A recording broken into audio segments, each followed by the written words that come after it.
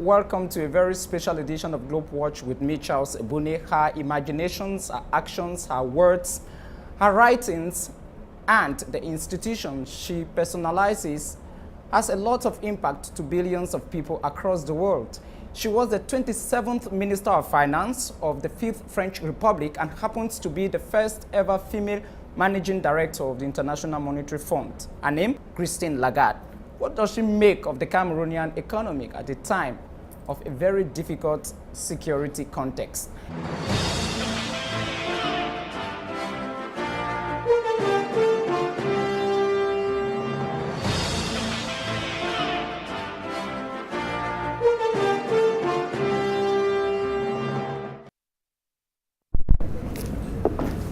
What a bright color, beautiful. Thank you so much. It's lovely to see you. Me too.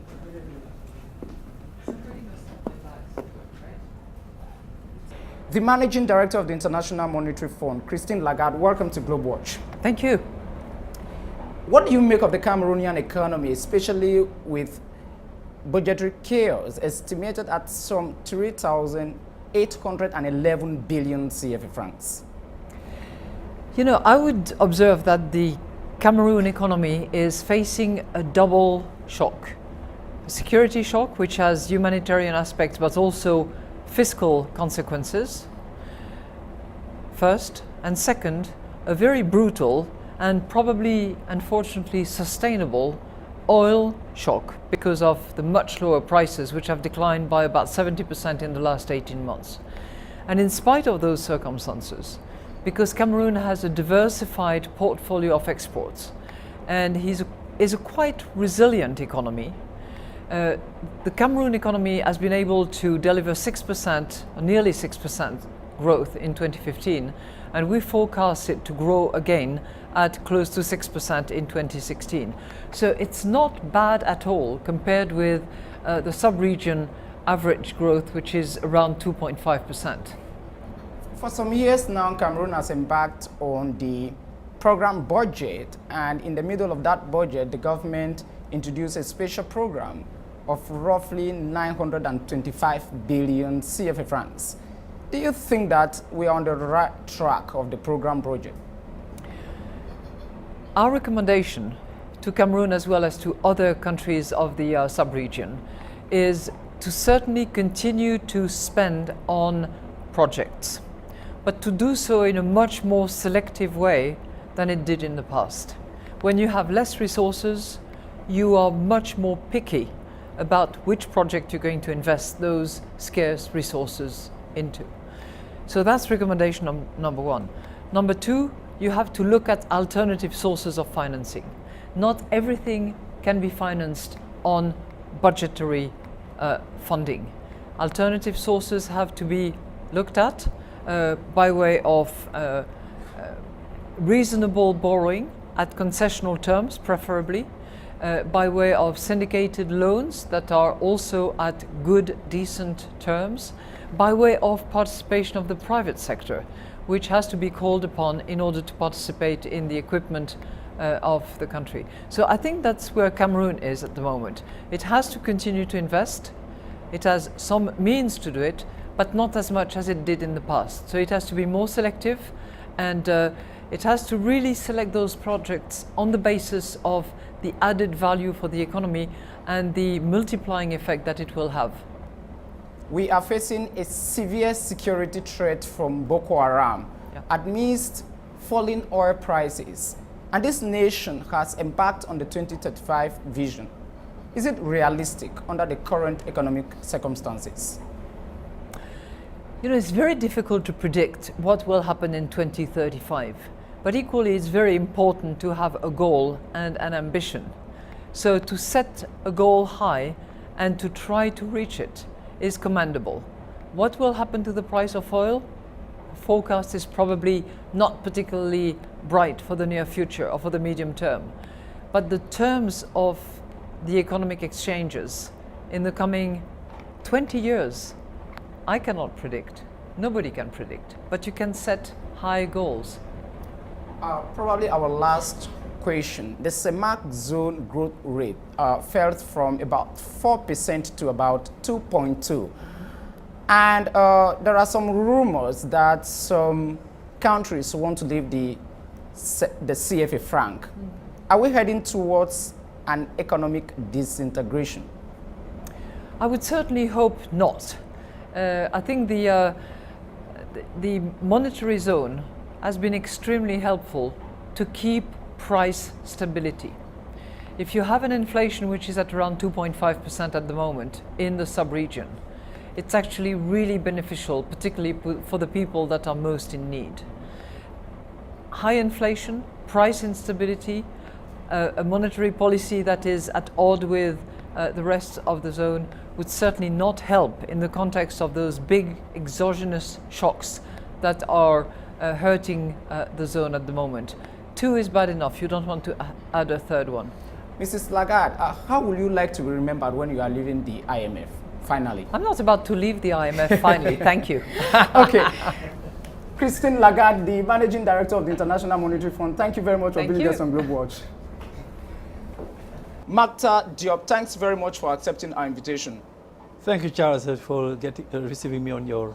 How much cash are you investing in Africa today and in which areas?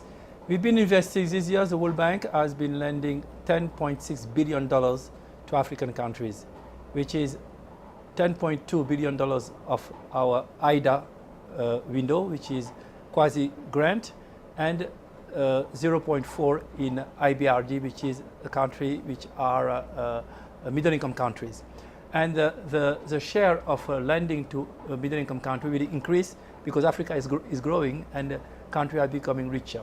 So next year, we think that we'll be able to, in addition to that, to the window to the poorest country in Africa, we'll be able to add something around $1.6 billion that will be lent to middle-income countries in Africa. In what areas are you investing that money? Infrastructure is a big component of our. I would say that more than 60% of our portfolio is going to infrastructure.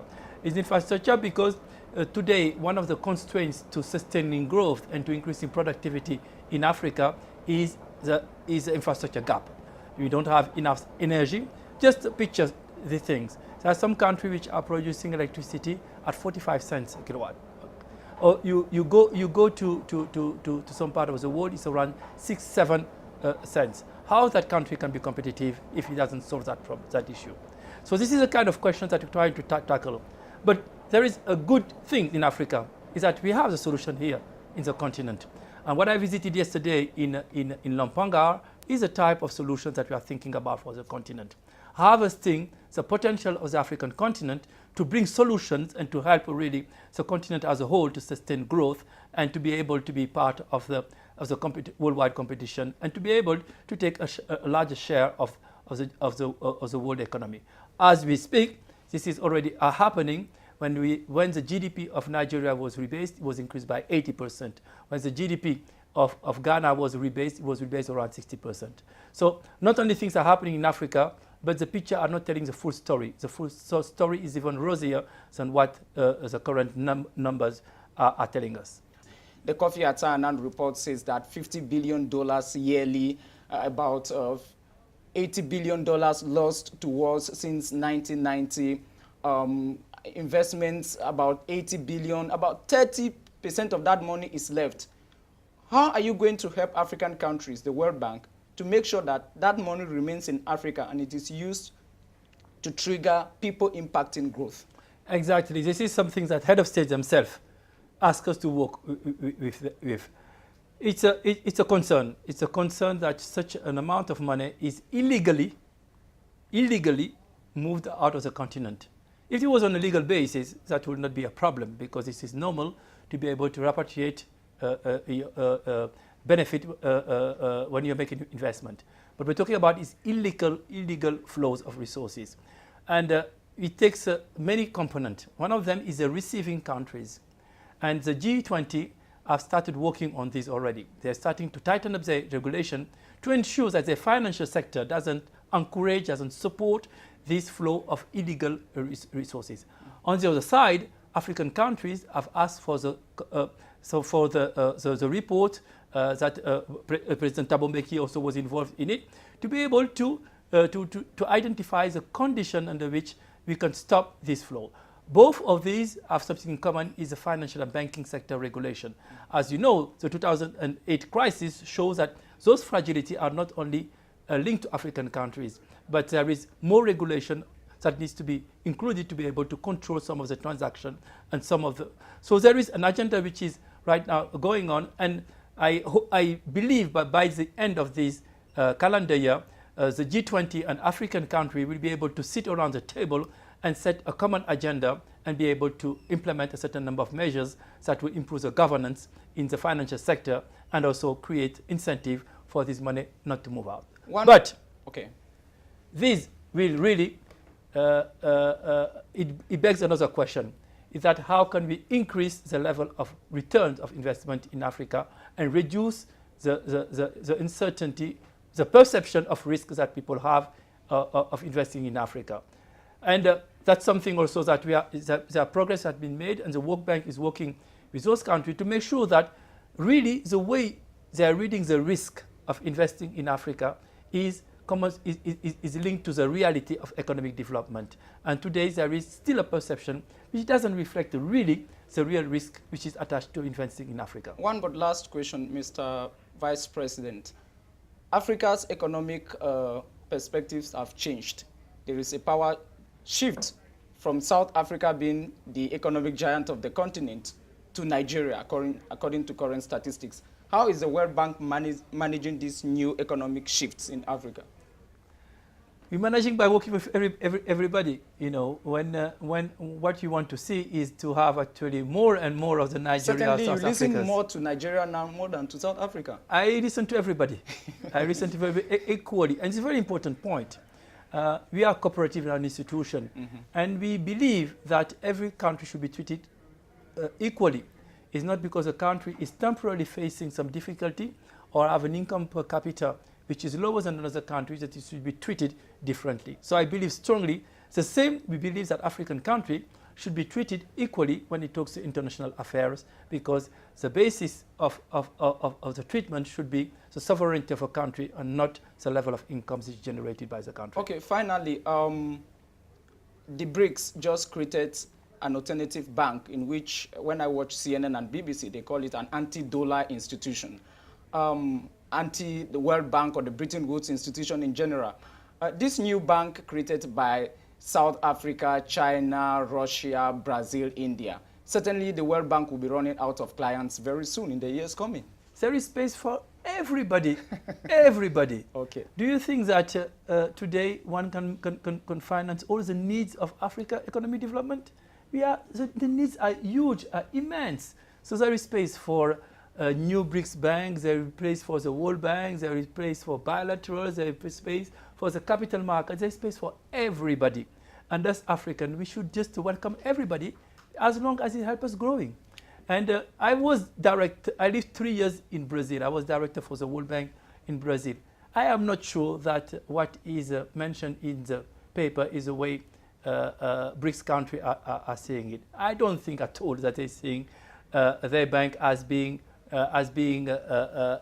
antagonistic to the World Bank. At the opposite, reading the Brazilian press, I see policymakers in Brazil say that they would like to make sure that our institutions are all working together, and I believe that's what we're hearing from other countries. So there is space for everybody as long as we are working for the African people. Okay, the World Bank Vice President for Africa, Mactar Diop, thanks very much for accepting our invitation. Thank you so much, Charles. You're welcome.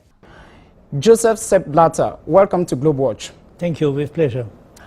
You and I, plus our audience, are aware of the racism in football, of the corruption scandals, of all other happenings that are within the football industry. With these discord-sowing events surrounding the football, do you still believe today that football is that galvanizing sport? I am asking you why GlobeWatch will speak about football if you like to destroy football. I think this is not good.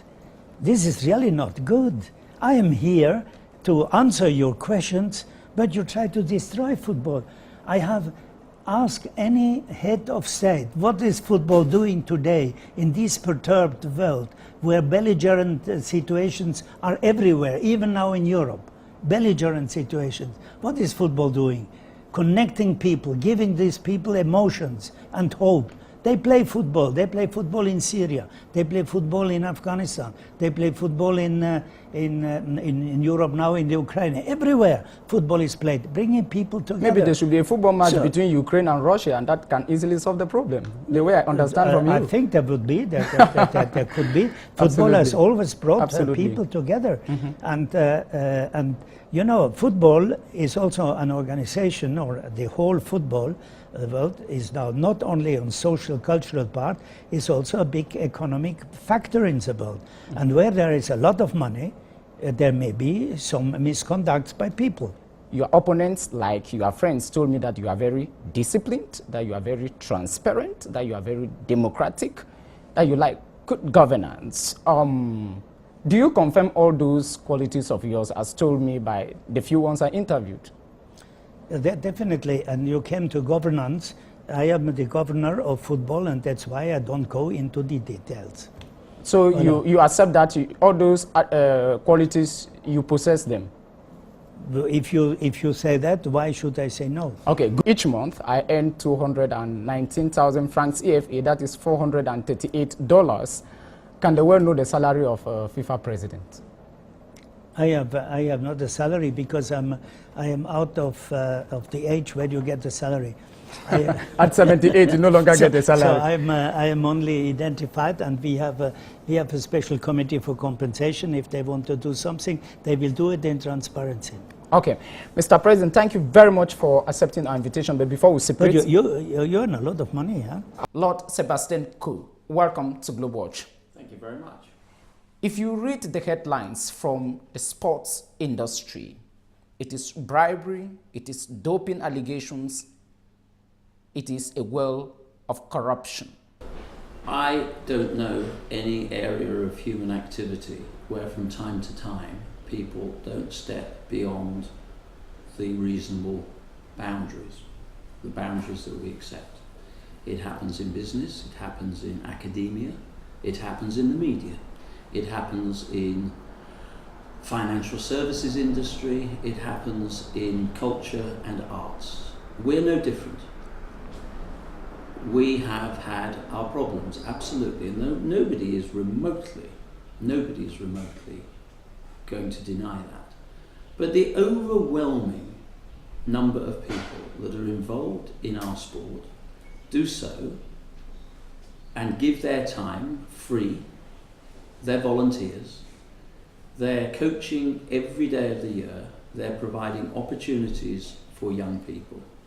And yes, the responsibility of a federation president and the governing body of a sport is to make sure that fair play is not something that we just assume is a responsibility for the athletes. Fair play has to be a concept that runs right the way through the sport, from the Olympic stadium to the grass track, from the federation president to the volunteer.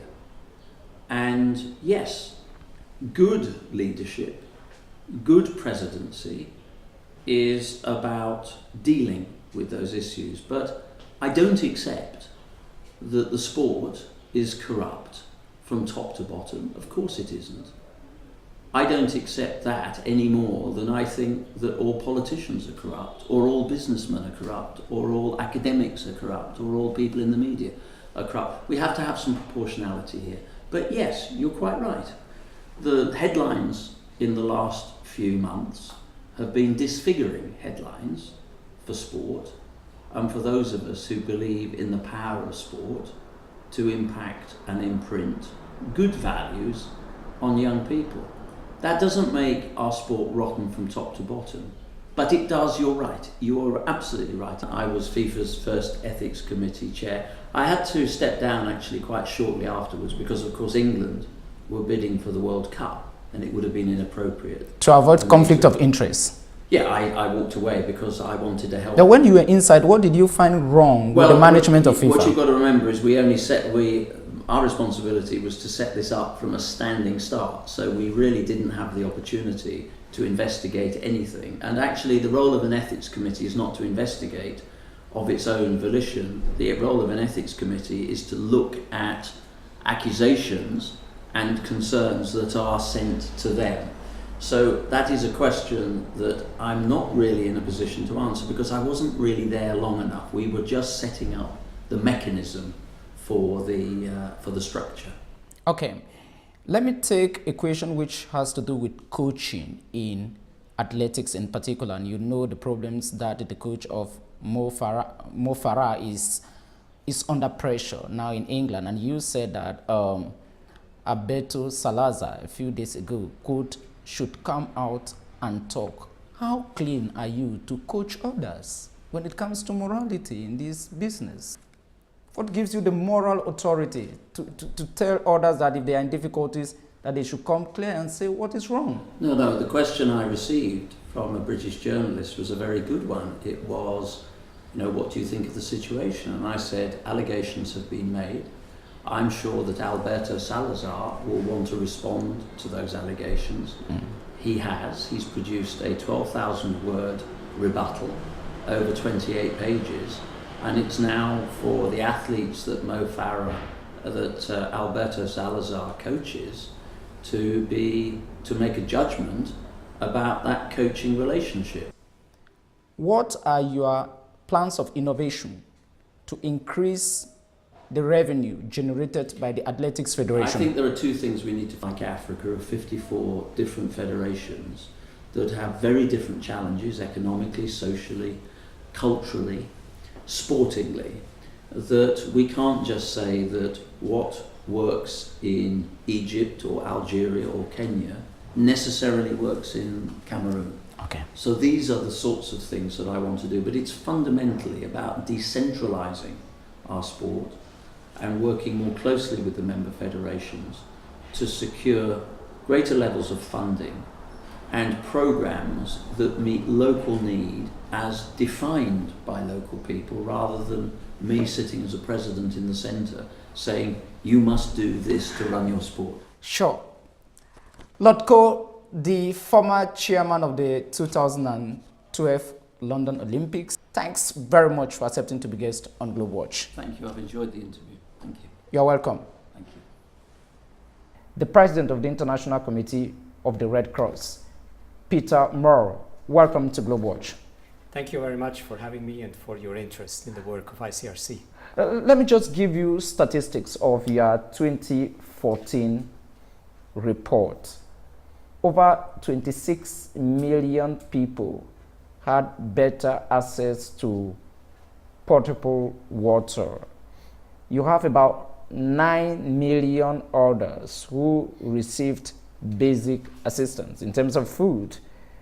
And you have million others who received assistance when it comes to evacuation. 6.2 million others benefited from health care services, and over 8,000 others received visits. When you conclude with such statistics, do you have a feeling that you were successful? Well, let me first recognize what you mentioned in your introduction. It is also our feeling that we have seen over the last 3 or 4 years a world with more conflict, deeper conflict, more regional conflict, with impact on civilian populations very huge, and that we are continuously struggling behind a dramatically increasing landscape of needs. So as a humanitarian, you are never satisfied because needs are always bigger than what you are able to do. Can I have such difficult places with such difficult circumstances under which you work? Well, as I mentioned before, we work in many areas of Afghanistan. Afghanistan, in terms of staff, is the largest operation of ICRC, with more than 1,500 staff working in all provinces of Afghanistan. We work in the south of Somalia, where except for the Somali Red Crescent and ICRC, no other international actor is present. We work in the north of Mali, where most of the organization have withdrawn over the last couple of months, and the ICRC is responding substantively. And then, of course, let me be very honest, there are areas which are difficult and where we are not. But those are also areas where nobody is. Which are some of those areas? Some of those areas are some, for instance, in Islamic State group controlled territory of Syria and Iraq. We don't have any regular activity. We have from time to time the possibility to negotiate a delivery of medicine, a delivery of food, some water, but it's very punctual and not consistent. We are not active in some of the areas controlled by Boko Haram because we don't have the ability to negotiate the humanitarian space in which the work of ICRC is respected for the time being. The president of the International Committee for the Red Cross, Peter Maurer, thanks very much for accepting our invitation on Globe Watch. Thank you very much. I appreciate it. You're welcome. Thank you.